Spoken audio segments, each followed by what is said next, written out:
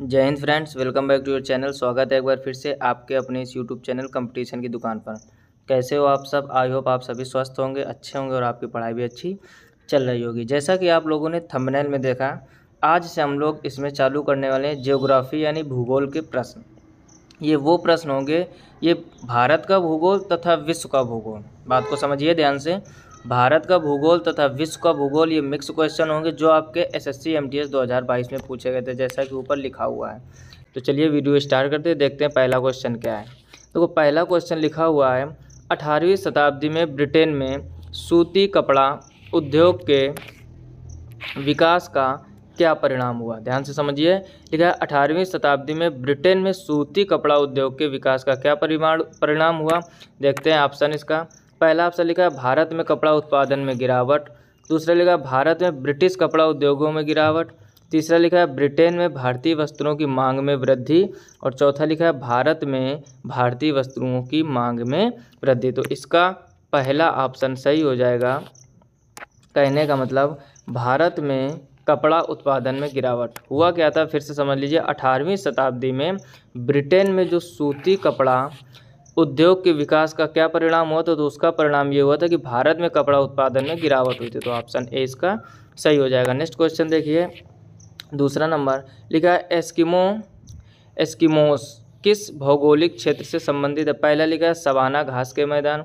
दूसरा लिखा है शुष्क क्षेत्र। तीसरा लिखा है उष्ण कटिबंधीय वर्षावन क्षेत्र। तीसरा लिखा है ध्रुवीय क्षेत्र। तो इसका ऑप्शन डी सही हो जाएगा, ध्रुवीय क्षेत्र। ठीक है ना। यानी जो एस्किमो है किस भौगोलिक क्षेत्र से संबंधित, तो एस्किमो आपका ध्रुवीय क्षेत्र से संबंधित है। नेक्स्ट क्वेश्चन देखते हैं, तीसरा नंबर लिखा है किस प्रकार की कृषि में भूमि का उपयोग भोजन व चारे की फसलें उगाने और पशुधन पालन के लिए किया जाता है। फिर से समझ लीजिए।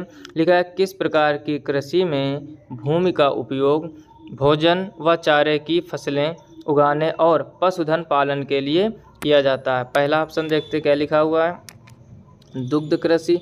दूसरा लिखा है मिश्रित कृषि। तीसरा लिखा है रोपण कृषि और चौथा लिखा है वाणिज्यिक कृषि। तो इसका ऑप्शन बी सही हो जाएगा, मिश्रित कृषि। क्योंकि आप यहाँ पर ध्यान से समझिए पॉइंट को। कह रहा है किस प्रकार की कृषि में भूमि का उपयोग भोजन व चारे, तो भोजन व चारे के लिए काफ़ी चीज़ों में प्रयोग किया जाता है, इस वजह से इसमें सही हो जाएगा मिश्रित कृषि। आई होप आपको जानकारी है अच्छी लग रही होगी। यदि अच्छी लग रही हो तो वीडियो को लाइक जरूर कर दीजिए अगर अभी तक नहीं किया। नेक्स्ट क्वेश्चन देखते हैं, चौथा नंबर लिखा है निम्नलिखित में से कौन तीन प्रमुख प्रकार की शैलों में से एक नहीं है। पहला लिखा है आग्नेय शैल। दूसरा लिखा है चुंबकीय शैल। तीसरा लिखा है कायांतरित शैल और चौथा लिखा है अवसादी शैल। कह रहा है कौन सी शैल नहीं है, तो सब लोग जानते हो। अब आग्नेय शैल को आपने सुना होगा, कायांतरित शैल सुना होगा, अवसादी शैल सुना होगा, लेकिन चुंबकीय शैल आपने नहीं सुना होगा। तो इसका ऑप्शन भी सही हो जाएगा। कहने का मतलब कह रहा है निम्नलिखित में से कौन तीन प्रमुख प्रकार की शैलों में से एक नहीं है, तो वह आपकी चुंबकीय शैल। नेक्स्ट क्वेश्चन देखते हैं, पांचवा नंबर लिखा है 2011 की जनगणना के अनुसार भारत में निम्न में से किस राज्य का लिंगानुपात सबसे अधिक है। पहला लिखा है महाराष्ट्र। दूसरा लिखा है आंध्र प्रदेश। तीसरा लिखा है केरल और चौथा लिखा है तमिलनाडु। तो 2011 में जो आपकी जनसंख्या वाली जनगणना हुई थी उसमें लिंगानुपात सबसे अधिक केरल का आया था। फिर 2000 देखो, हर 10 वर्ष में जनगणना होती है जनता वाली, यानी कितनी पॉपुलेशन है भारत में। तो 2011 में हुई थी। 21 में लॉकडाउन की वजह से, आपको सब लोगों को पता है ना कि कोरोना महामारी आई थी, तो 21 में जनगणना ये नहीं हो पाई थी और ये हर 10 वर्ष में होती। तो 2011 की जो जनगणना थी उसके अनुसार कह रहा वो कौन सा राज्य है जिसमें लिंगानुपात सबसे अधिक है, तो वो था आपका केरल। नेक्स्ट क्वेश्चन देखिए, 6 नंबर लिखा है निम्नलिखित में से कौन सा एक जोवियन ग्रह नहीं है। बृहस्पति लिखा है, बुध लिखा है, नेपच्यून लिखा है और शनि लिखा है। तो इसमें क्वेश्चन पूछा गया, ध्यान से समझो। कह रहा है निम्नलिखित में से कौन सा एक जोवियन ग्रह नहीं, तो वो है आपका बुध।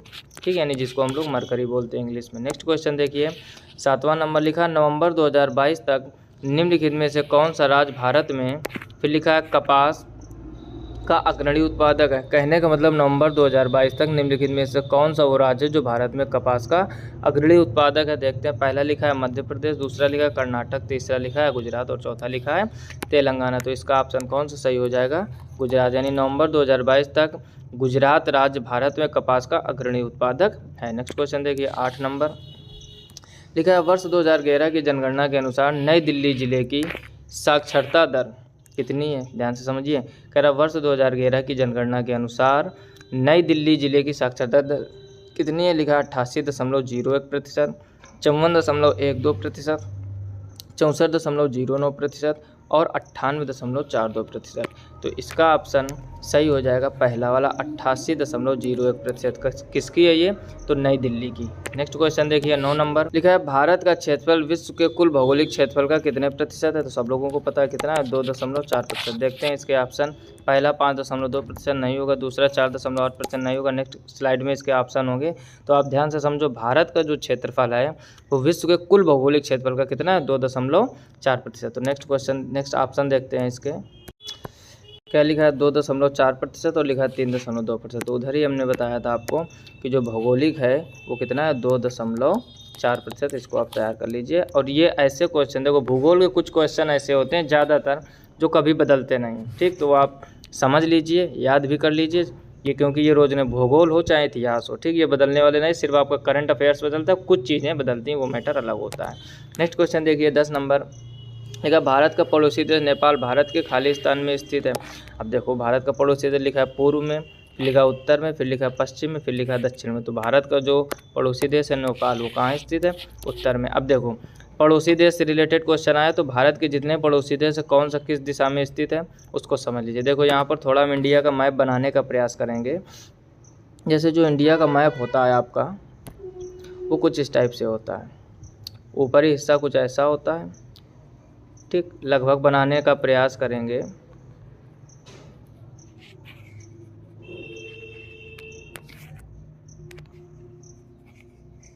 ठीक, अप्रॉक्सीमेट बनाने का प्रयास करेंगे। हो सकता है सही भी ना बने, लेकिन थोड़ा चीज़ें समझ में आ जाएंगी आपको।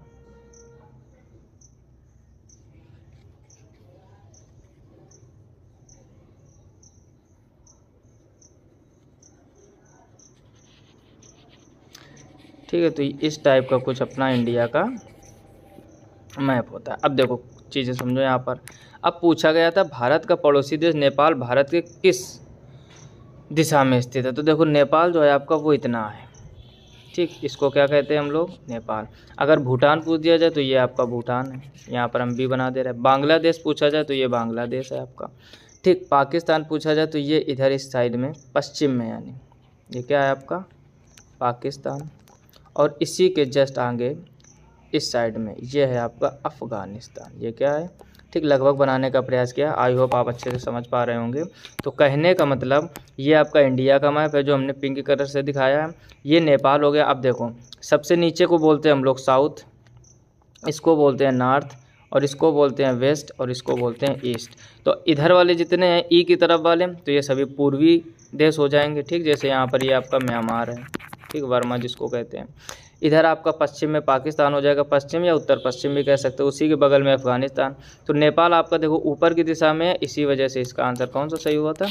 उत्तर। और नीचे ये आपकी बंगाल की श्रीलंका है। ये नीचे क्या है? श्रीलंका। और ये है आपकी बंगाल की खाड़ी। ध्यान से समझिए, बंगाल की खाड़ी है। और इसी के श्रीलंका जहाँ ये यस बनाया हमने, इसी के नीचे आपका हिंद महासागर, और ये है आपका अरब सागर। आई होप आप बातों को अच्छे से समझ गए होंगे। यानी पश्चिम में अरब सागर, पूर्व में बंगाल की खाड़ी, और दक्षिण में क्या है? हिंद महासागर। और ऊपर आपका ये चाइना वगैरह, जहाँ ये SSCMT 2022 लिखा, ठीक। ऊपर ये आपका चाइना। तो ये हैं भारत के कुछ पड़ोसी देश, जिसमें श्रीलंका है, नेपाल है, भूटान है, बांग्लादेश, पाकिस्तान, अफगानिस्तान, म्यांमार यानी वर्मा जिसको कहते हैं। तो आई होप आप पॉइंट को अच्छे से समझ गए होंगे। यदि ये अच्छा लग रहा हो ना, तो इसको आप स्क्रीनशॉट ले लीजिए। उस स्क्रीनशॉट से आपके पास हमेशा बना रहेगा ये रिवीजन के तौर पर, ठीक। तो जल्दी से इसका स्क्रीनशॉट ले लीजिए, फिर अगला क्वेश्चन करवाते हैं, ठीक है। तो इसका आंसर कौन सा सही हो जाएगा? उत्तर, यानी जो नेपाल है उत्तर में स्थित है। और भी देखो एक चीज़ और होती है, जैसे अभी नेपाल पूछा है, हो सकता है पाकिस्तान पूछ दे, बांग्लादेश पूछ दे, श्रीलंका पूछ दे, तो उस मैप से आप आसानी से कर पाओगे। नेक्स्ट क्वेश्चन देखिए 11 नंबर, लिखा जब नदी मैदानी क्षेत्र में प्रवेश करती है तो वह मोड़दार मार्ग पर बहने लगती है। नदी के इन्हीं बड़े मोड़ों को खालिस्तान कहते हैं। यानी जब नदी होती है, ध्यान से समझो, अच्छा क्वेश्चन है ये भी। जब नदी मैदानी क्षेत्र में प्रवेश करती है तो वह मोड़दार मार्ग पर बहने लगती है। कह रहा नदी के इन्हीं बड़े मोड़ों को क्या कहते हैं? तो पहला लिखा है विसर्प, दूसरा लिखा चाप झील, तीसरा लिखा तटबंध, चौथा लिखा स्टैक। तो इसको हम लोग विसर्प ही कहते हैं। तो इसका ऑप्शन ये सही हो जाएगा, यानी विसर्प। नेक्स्ट क्वेश्चन देखिए 12 नंबर, लिखा हुआ है भारतवर्ष में कौन से वन बहुतायत में पाए जाते हैं, यानी भारत जो देश है अपना, इसमें बहुतायत यानी बहुत मात्रा में कौन से वन पाए जाते हैं। तो पर्वतीय वन लिखा है, फिर लिखा है उष्णकटिबंधीय सदाबहार वन, फिर लिखा है मैंग्रोव वन, लिखा है उष्णकटिबंधीय पर्णपाती वन। तो ऑप्शन डी इसका सही हो जाएगा, यानी भारत में जो सबसे ज़्यादा वन पाए जाते हैं वो हैं आपके उष्णकटिबंधीय पर्णपाती वन। नेक्स्ट क्वेश्चन देखिए 13 नंबर, लिखा है निम्नलिखित में से कौन सा मोटे अनाज का एक उदाहरण नहीं है। ध्यान से समझो, अच्छा क्वेश्चन है। गेहूं, ज्वार, रागी और बाजरा। तो कह रहा है मोटा अनाज, ध्यान से समझो, मोटे अनाज का उदाहरण नहीं है, तो वो हो जाएगा आपका ऑप्शन नंबर ए, यानी गेहूं। गेहूं जो है मोटे अनाज का उदाहरण नहीं है। नेक्स्ट क्वेश्चन देखिए 14 नंबर, फिर देखो आगे 2011। देखो जनगणना से रिलेटेड जितने क्वेश्चन आएंगे वो 2011 से ही आएंगे, क्योंकि 21 में हुई नहीं थी। आप समझ रहे होंगे बात को। तो लिखा है 2011 की जनगणना के अनुसार निम्न में से किस केंद्र शासित प्रदेश का लिंगानुपात सबसे कम। देखो वहाँ पूछा गया था सबसे अधिक, तो वो था केरल। अब सबसे कम वाला पूछा गया, देखिए ऑप्शन पहले लिखा है दमन और दीव, फिर लिखा अंडमान और निकोबार द्वीप समूह, फिर लिखा लक्षद्वीप, फिर लिखा दादरा और नगर हवेली। तो दमन और दीव में लिंगानुपात सबसे कम था। कहने का मतलब जो 2011 की जनगणना हुई थी सबसे कम लिंगानुपात किसका था, दमन और दीव का। भारत के किस राज्य का सबसे अधिक लिंगानुपात था, तो वो था आपका केरल। पीछे हम लोग क्वेश्चन कर भी चुके, दोनों इंपॉर्टेंट क्वेश्चन है, जरूर तैयार कर लीजिए। नेक्स्ट क्वेश्चन देखिए 15 नंबर, लिखा दक्कन का पठार भारत में एक त्रिकोणीय भूभाग है जो खालिस्तान या नदी के दक्षिण में स्थित है। यानी जो दक्कन का पठार है भारत में एक त्रिकोणीय भूभाग है जो खालिस्तान या फिर नदी के दक्षिण में, यानी कौन सी वो नदी है जिसके दक्षिण में स्थित है दक्कन का पठार, तो वो हो जाएगा आपका, देखते हैं ऑप्शन। पहला लिखा नर्मदा, दूसरा गंगा तो हो ही नहीं सकता, ताप्ती, देखो तापी नहीं, यहाँ पर का सही कर लेना, ये ताप्ती होता है यहाँ पर, ठीक। और फिर लिखा कृष्णा, तो इसका ऑप्शन सही हो जाएगा आपका पहला, यानी नर्मदा। यानी दक्कन का पठार है वो नर्मदा नदी के दक्षिण में स्थित है। नेक्स्ट क्वेश्चन देखिए 16 नंबर, लिखा है काई और लाइकेन किस प्रकार के वनों में पाए जाते हैं। पहला लिखा टुंड्रा वन, दूसरा लिखा उष्णकटिबंधीय वर्षा वन, तीसरा लिखा शंकुधारी वन और चौथा लिखा समशीतोष्ण वन। तो इसका ऑप्शन पहला सही हो जाएगा, टुंड्रा वन, ठीक। काई और लाइकेन किस प्रकार के वनों में पाए जाते हैं, तो ये टुंड्रा वन में पाए जाते हैं। नेक्स्ट क्वेश्चन देखिए 17 नंबर, लिखा है जो बल पृथ्वी के आंतरिक भाग में घटित होते हैं उन्हें फिर खालिस्तान दिया कहते हैं। यानी ऐसे कौन से बल हैं जो पृथ्वी के आंतरिक भाग में होते हैं। लिखा है बहिर्जनिक बल, लिखा गुरुत्वाकर्षण बल, फिर लिखा अंतर्जनित बल और घर्षण बल। तो आप नाम से ही समझ जाइए, कह रहा जो बल पृथ्वी के आंतरिक भाग में घटित होते हैं तो उसको अंतर्जनित बल कहते हैं, ठीक। आंतरिक अंतर्जनित ऐसे आप समझ सकते हो। नेक्स्ट क्वेश्चन देखिए 18 नंबर, लिखा है किस नदी को दक्षिण गंगा के नाम से भी जाना जाता है। वेरी इंपॉर्टेंट, गोदावरी, ठीक है ना, कई बार कई एग्जामों में से सिखा चुका, वेरी इंपॉर्टेंट है। यानी गंगा तो एक नदी है ही, अगर कहते हैं दक्षिण गंगा के नाम से किसे जाना जाता है तो वो है आपकी गोदावरी। नेक्स्ट क्वेश्चन देखिए 19 नंबर, लिखा हुआ गोरखपुर भारत के खालिस्तान रेलवे का मुख्यालय है। यानी जो गोरखपुर है भारत के कौन से रेलवे का मुख्यालय, लिखा है पूर्वी, दूसरा लिखा है पश्चिमी, फिर लिखा है उत्तर पूर्वी, फिर लिखा है उत्तरी। तो आप लोग जानते हो जो गोरखपुर है वो उत्तर पूर्वी मुख्यालय, क्योंकि उत्तर पूर्व में स्थित है। तो गोरखपुर भारत के खालिस्तान रेलवे का मुख्यालय, तो वो उत्तर पूर्वी। अब उत्तर पूर्वी को आप यहाँ पर सेट करके पूरा पॉइंट पढ़िए, अच्छे से समझ में आ जाएगा। यानी गोरखपुर भारत के उत्तर पूर्वी रेलवे का मुख्यालय। नेक्स्ट क्वेश्चन देखिए 20 नंबर, लिखा हुआ है वर्ष 2011 के, फिर वही आ गया क्वेश्चन जनगणना से रिलेटेड। तो वर्ष 2011 की जनगणना के अनुसार वर्ष 2001 से 11 के बीच किस केंद्र शासित प्रदेश की 10 की जनसंख्या वृद्धि दर सबसे अधिक है। पहले लिखा है दादरा और नगर हवेली, दूसरा लिखा है दिल्ली राष्ट्रीय राजधानी क्षेत्र, फिर लिखा है लक्षद्वीप, फिर लिखा है चंडीगढ़। तो अकॉर्डिंग टू ऑप्शन ए इसका सही हो जाएगा, दादरा और नगर हवेली। कहने का मतलब क्वेश्चन फिर से समझो, कह रहा वर्ष 2011 की जनगणना के अनुसार वर्ष 2001 से 11 के बीच यानी उन 10 वर्षों में किस केंद्र शासित प्रदेश की 10 की जनसंख्या वृद्धि दर सबसे अधिक है, तो वो दादरा और नगर हवेली की। किसका लिंगानुपात सबसे कम है, कमेंट करके कमेंट बताइए आप। अभी ऊपर क्वेश्चन हमने बताया किसका लिंगानुपात सबसे ज़्यादा है, तो वो है केरल का। आई होप आपको ये 20 क्वेश्चन अच्छे से समझ में आ गए होंगे। यदि वीडियो अभी तक लाइक नहीं किया तो लाइक कर दीजिए, अपने दोस्तों में शेयर कर लीजिए जो लोग भी एसएससी की तैयारी कर रहे हो। लिखा हुआ है यानी 21 नंबर, लिखा है निम्नलिखित में से किस पवन का संबंध अत्यधिक ठंड और शुष्कता से है। फिर से पढ़ लीजिए, लिखा है निम्नलिखित में से किस पवन का संबंध अत्यधिक ठंड और शुष्कता से है। पहला लिखा है व्यापारिक पवन है, दूसरा लिखा है पछुआ पवन है, तीसरा लिखा है ध्रुवीय पूर्वी पवन है और चौथा लिखा है मानसूनी पवन है। तो इसका ऑप्शन सी सही हो जाएगा, यानी ध्रुवीय पूर्वी पवन है।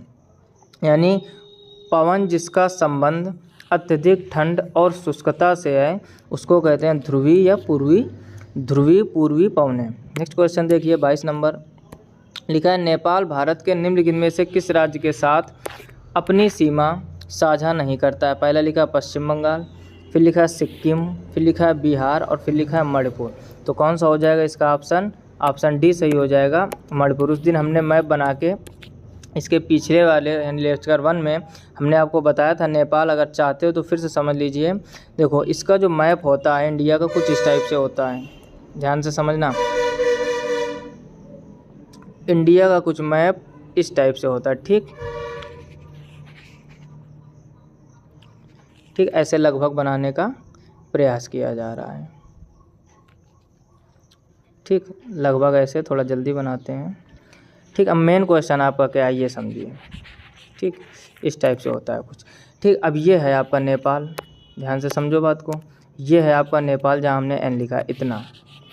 अब कह रहा है नेपाल भारत के निम्नलिखित में से किस राज्य के साथ अपनी सीमा साझा नहीं करता। पहला लिखा है पश्चिम बंगाल, ठीक। तो पश्चिम बंगाल आपका ये है इतनी जगह में, ठीक ऐसे यहाँ से होकर ऐसे पतला पतला आया, समझो ये है पश्चिम बंगाल।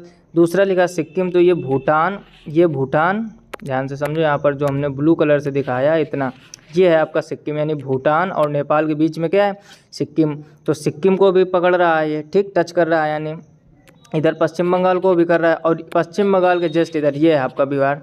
तो पश्चिम बंगाल में भी टच कर रहा है, सिक्किम में भी टच कर रहा है, बिहार में भी टच कर रहा है, मणिपुर में टच नहीं कर रहा है। तो इसी वजह से इसका ऑप्शन कौन सा सही हुआ था, option D Manipur. I hope आप बात को अच्छे से समझ गए। यदि आप इंडिया का मैप और उसके पड़ोसी देश अच्छे से जानते हो तो आप ये जरूर इस टाइप का क्वेश्चन कर पाओगे, रटना नहीं पड़ेगा आपको।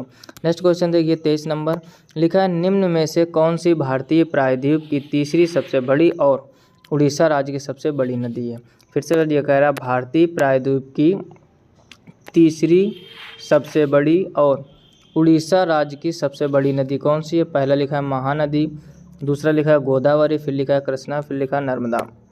तो इसका ऑप्शन ए सही हो जाएगा महानदी, यानी जो महानदी है वो उड़ीसा राज्य की सबसे बड़ी और तीसरी सबसे बड़ी भारतीय प्रायद्वीप की नदी है। नेक्स्ट क्वेश्चन देखते हैं 24 नंबर लिखा है निम्नलिखित में से किस ग्रह को पृथ्वी का जुड़वां ग्रह भी कहा जाता है। पहला लिखा है शुक्र, दूसरा लिखा है शनि, फिर लिखा है बृहस्पति, फिर लिखा है नेपच्यून। तो शुक्र ग्रह जो आपका है ऑप्शन ए इसका सही हो जाएगा, यानी शुक्र ग्रह को पृथ्वी का जुड़वां ग्रह भी कहा जाता है। सबसे चमकीला ग्रह पूछे तब भी आप ऑप्शन शुक्र करोगे, यानी शुक्र से रिलेटेड कई बार क्वेश्चन बनता है। सबसे चमकीला ग्रह तो भी शुक्र, जुड़वां ग्रह तो भी शुक्र। नेक्स्ट क्वेश्चन देखिए 25 नंबर लिखा है 2011 की जनगणना के अनुसार भारत में नगरीय जनसंख्या का, फिर लिखा है प्रतिशत कितना था, अनुमानित सीमा प्रदान करें। कहने का मतलब अनुमानित आंकड़ा देना है आपको कि 2011 की जनगणना के अनुसार भारत में नगरीय जनसंख्या का प्रतिशत कितना था, तो वो था आपका 30 से 35%। ऑप्शन डी सही हो जाएगा।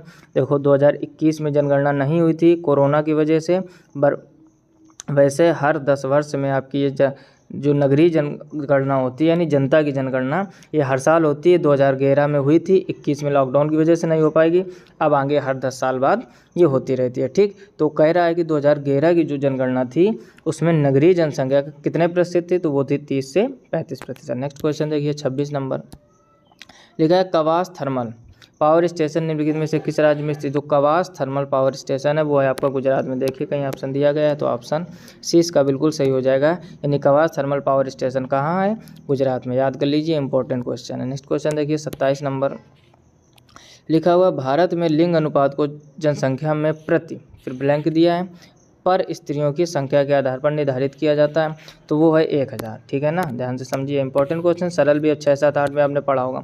भारत में लिंग अनुपात की जनसंख्या का प्रति 1000 पुरुषों पर देखा जाता है, प्रति 1000 पुरुषों पर स्त्रियों की संख्या के आधार पर निर्धारित किया जाता है। नेक्स्ट क्वेश्चन देखिए 28 नंबर क्वेश्चन लिखा हुआ है चावल की खेती के लिए खाली स्थान के साथ साथ अत्यधिक वर्षा की आवश्यकता होती है। अब देखिए ऑप्शन क्या दिया गया है। पहला ऑप्शन दिया कम तापमान और कम आर्द्रता, बिल्कुल गलत हो जाएगा।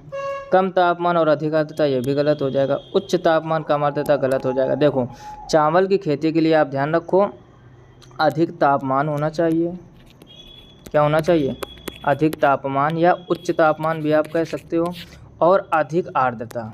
ठीक, दोनों चीज़ें अधिक होनी चाहिए, अधिक आर्द्रता। तो इसका मतलब इसका ऑप्शन डी सही होने वाला है, जो नेक्स्ट स्लाइड में होगा। फिर से समझ लीजिए, अगर आपको चावल की खेती करना है तो उच्च तापमान और अधिक आर्द्रता, यानी ये कॉम्बिनेशन बनना चाहिए।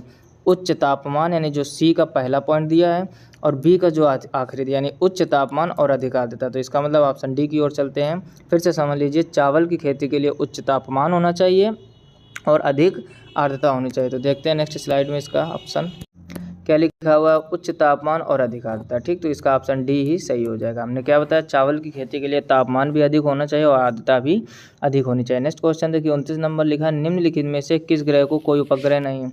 Very very important question. किस ग्रह का कह रहा है कोई उपग्रह नहीं, तो शुक्र का। शुक्र ग्रह का कोई उपग्रह नहीं। सबसे ज़्यादा उपग्रह बृहस्पति के हैं 63, 63, 31 शनि के हैं 31 उपग्रह। ठीक, और यूरेनस के भी हैं। तो इसका मतलब शनि के भी उपग्रह हैं, बृहस्पति के भी हैं, यूरेनस के भी हैं, शुक्र ग्रह का कोई उपग्रह नहीं है। तो इसका ऑप्शन डी सही हो जाएगा। नेक्स्ट क्वेश्चन देखिए, 30 नंबर लिखा, निम्न में से कौन सा जानवर भारत में केवल गिर के जंगलों में पाया जाता है। पहला लिखा है एशियाई शेर, फिर लिखा है काला तेंदुआ, फिर लिखा है एशियाई चीता, फिर लिखा है हिम तेंदुआ। तो ये तो सभी जगह पाए जाते हैं। तो इसका ऑप्शन ए सही हो जाएगा, एशियाई शेर। यानी जो एशियाई शेर है ये भारत का एक ऐसा जानवर है जो केवल और केवल गिर के जंगलों में पाया जाता है। तो ऑप्शन ए इसका सही हो जाएगा। नेक्स्ट क्वेश्चन देखिए, 31 नंबर लिखा, 2022 तक कितने देश भारत के साथ अंतर्राष्ट्रीय स्थलीय सीमा साझा करते हैं। 2022 तक कितने देश भारत के साथ अंतर्राष्ट्रीय स्थलीय सीमा साझा करते हैं, तो वो थे देश 7। ऑप्शन कहाँ पर दिया गया है, पहला ऑप्शन बिल्कुल सही हो जाएगा। यानी 2022 तक कितने देश भारत के साथ अंतर्राष्ट्रीय स्थलीय सीमा साझा करते हैं, वो थे 7। आई होप आपको ये जानकारी अच्छी लग रही हो। यदि वीडियो को लाइक नहीं किया है तो जल्दी से लाइक कर दीजिए, आपके लाइक से ही हमें मोटिवेशन मिलता है। और कमेंट बॉक्स में कमेंट करके ज़रूर बताइए कि ये भारत और विश्व के भूगोल की सीरीज इसी तरह चलती रहे, जैसे कि हिस्ट्री की हमने करवाई पूरी सीरीज, यानी हिस्ट्री की भी सीरीज चलती रहे और साथ ही साथ भारत तथा विश्व के भूगोल की भी सीरीज चलती रहे। तो आप कमेंट बॉक्स में कमेंट करके ज़रूर बताइए। नेक्स्ट क्वेश्चन देखिए, 32 नंबर लिखा हुआ, राष्ट्रीय जलमार्ग 2 NW2 नदी का, फिर लिखा सादिया धुबरी खंड है। यानी राष्ट्रीय जलमार्ग 2 फिर ब्लैंक दिया, नदी का सादिया धुबरी खंड है। पहला लिखा है ब्रह्मपुत्र, दूसरा लिखा है गंगा, तीसरा लिखा है कृष्णा और चौथा लिखा है सोन। तो किस नदी का, यानी इसका आंसर हो जाएगा पहला, यानी ब्रह्मपुत्र। यानी राष्ट्रीय जलमार्ग जो 2 है वो ब्रह्मपुत्र नदी का सादिया धुबरी खंड है। नेक्स्ट क्वेश्चन देखिए, 33 नंबर लिखा है, पश्चिम बंगाल में स्थानीय तूफानों को फिर खालिस्तान कहा जाता है। यानी जो पश्चिम बंगाल में स्थानीय तूफान है उनको क्या कहा जाता है, उनको कहते हैं काल वैशाखी। ऑप्शन 20 का सही हो जाएगा। इंपॉर्टेंट क्वेश्चन है, फिर से पढ़ लीजिए। कह रहा है पश्चिम बंगाल में स्थानीय तूफानों को क्या कहा जाता है, तो उनको कहा जाता है काल वैशाखी। नेक्स्ट क्वेश्चन देखिए, 34 नंबर लिखा है, 2011 की जनगणना के अनुसार भारत की कुल जनसंख्या की दृष्टि से उत्तर प्रदेश किस स्थान पर है। तो उत्तर प्रदेश सब लोग जानते हो सबसे ज़्यादा जनता कहाँ रहती है, 24 करोड़ से भी अधिक उत्तर प्रदेश में। तो पहला ऑप्शन हो जाएगा। फिर से पढ़ लीजिए, कह रहा है 2011 की जनगणना के अनुसार भारत की कुल जनसंख्या की दृष्टि से उत्तर प्रदेश किस स्थान पर है। तो भैया ये प्रथम पर है और प्रथम पर ही रहेगा। सबसे ज़्यादा जनता यहीं पर है, 24 करोड़ से भी ज़्यादा, 25 प्लस हो गई होगी अब तो। नेक्स्ट क्वेश्चन देखिए, 35 नंबर लिखा है, निम्नलिखित में से किस दशक में भारतीय जनसंख्या की वृद्धि पर ऋणात्मक थी।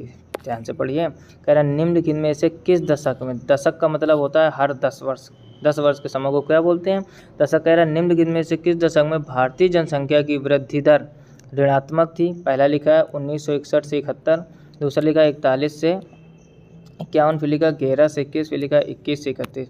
तो इसका ऑप्शन सी सही हो जाएगा, यानी 1911 से 1921। यानी इस 10 वर्षों में भारतीय जनसंख्या की जो वृद्धि दर थी वो ऋणात्मक थी। नेक्स्ट क्वेश्चन देखिए, 36 नंबर लिखा है, जो बल पृथ्वी की सतह पर उत्पन्न होते हैं उन्हें खालिस्तान कहते हैं। यानी जो बल पृथ्वी की सतह पर उत्पन्न होते हैं उनको क्या कहते हैं, उनको कहते हैं बहिर्जनित, और जो पृथ्वी के अंदर होते हैं उनको अंतर्जनित। पीछे क्वेश्चन मिल चुका है, ध्यान से समझो। अगर कहते पृथ्वी के अंदर उत्पन्न होते हैं उन्हें कौन सा बल कहते हैं, तो उनको कहते हैं अंतर्जनित बल। अगर कहते हैं जो बल पृथ्वी की सतह पर यानी पृथ्वी के ऊपर, तो उनको कहते हैं बहिर्जनित बल। ऑप्शन डी इसका सही हो जाएगा। नेक्स्ट क्वेश्चन देखिए, 37 नंबर लिखा है, भारत में जनसंख्या की गणना सामान्यतः कितने वर्षों के बाद की जाती है। अभी हमने ऊपर बताया आपको कितने वर्षों में, 10। हर 10 वर्ष में सामान्यतः जो जनसंख्या की जनगणना है इसकी 10 वर्षों में की जाती है। अभी हमने बताया था 2011 में हुई थी, होनी 21 में थी, कोरोना लॉकडाउन की वजह से, महामारी की वजह से वो जनगणना नहीं हो पाई थी। तो साधारण कितने वर्षों में होती है, 10 वर्षों में। नेक्स्ट क्वेश्चन देखते हैं, 38 नंबर 38 नंबर में लिखा हुआ है अंडमान द्वीप समूह और निकोबार द्वीप समूह को एक दूसरे से अलग करने वाला जल निकाय को खालिस्तान कहा जाता है। यानी अंडमान द्वीप समूह और निकोबार द्वीप समूह को जो दूर करता है उसको क्या कहते हैं, तो उसको कहते हैं 10 डिग्री जल संधि। ऑप्शन 20 का सही हो जाएगा। यानी अंडमान द्वीप समूह, ध्यान से समझो, अंडमान द्वीप समूह और निकोबार द्वीप समूह को अलग या एक दूसरे से अलग करने वाले जल निकाय को 10 डिग्री जल संधि कहा जाता है। नेक्स्ट क्वेश्चन देखिए 39 नंबर लिखा है महाद्वीपीय संगति मुख्य रूप से ब्लैंक दिया है एवं फिर ब्लैंक दिया है जैसे खनिजों से बनी है। ध्यान से पढ़िए, महाद्वीपीय संगति मुख्य रूप से ब्लैंक दिया एवं फिर ब्लैंक दिया, यानी दो धातुएं आपको बतानी है या दो पदार्थ आपको बताने जैसे खनिजों से बनी है, खनिज लिखा है। ठीक, अब देखो ध्यान से पढ़िए। तो महाद्वीपीय संगति जो मुख्य रूप से है, पहले ऑप्शन सिलिका और दूसरा इसका एल्यूमिना सही हो जाएगा। अब देखो यहाँ पर आप सिलिका सेट कीजिए और यहाँ पर एल्यूमिना। अब पॉइंट पढ़िए, ठीक है। महाद्वीपीय संगति मुख्य रूप से सिलिका एवं एल्यूमिना जैसे खनिजों से बनी है, तो इसका ऑप्शन कौन सा सही हो जाएगा? ऑप्शन भी। देखो कुछ पॉइंट आपको याद भी करने पड़ेंगे, कुछ समझने पड़ेंगे। नेक्स्ट क्वेश्चन देखिए और इसका लास्ट 40 नंबर लिखा है वर्ष 2011 की जनगणना के अनुसार भारत का दूसरा सबसे बड़ा धार्मिक अल्पसंख्यक समाज कौन सा है? ध्यान से पढ़ो, 2011 की जो जनगणना हुई थी, कह रहा है उसके अनुसार भारत का दूसरा सबसे बड़ा धार्मिक अल्पसंख्यक समाज कौन सा था? तो वो था ईसाई। ठीक, जो सबसे ज़्यादा धर्म को मानते हैं, तो धार्मिक हो गया, अल्पसंख्यक यानी इनकी संख्या कम है, तो इसका ऑप्शन डी सही हो जाएगा। तो यहाँ तक हम लोगों ने 40 क्वेश्चन कंप्लीट कर लिया। आई होप आपको ये जानकारी अच्छी लगी हो अगर तो वीडियो को लाइक ज़रूर कर दीजिए, दोस्तों में शेयर कीजिए, और आप भी चैनल पर यदि पहली बार आए हो तो चैनल को सब्सक्राइब अवश्य कर लीजिए, क्योंकि यहाँ पर एसएससी के सभी प्रीवियस क्वेश्चन पेपर का रिवीजन करवाया जाता है। आई होप आप अच्छे से बात को समझ गए होंगे। मिलते हैं नेक्स्ट वीडियो में, तब तक के लिए जय हिंद, राधे राधे।